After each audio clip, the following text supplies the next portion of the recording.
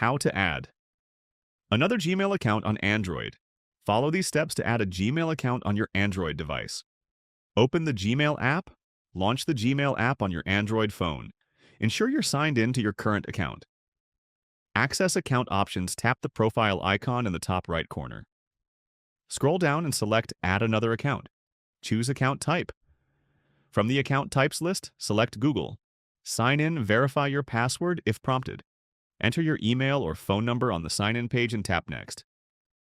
If you've forgotten your email, tap Forgot Email to recover it. Enter your password and proceed. Accept terms and conditions. Agree to the terms and conditions to finalize the setup. Your new Gmail account will now be successfully added to your device.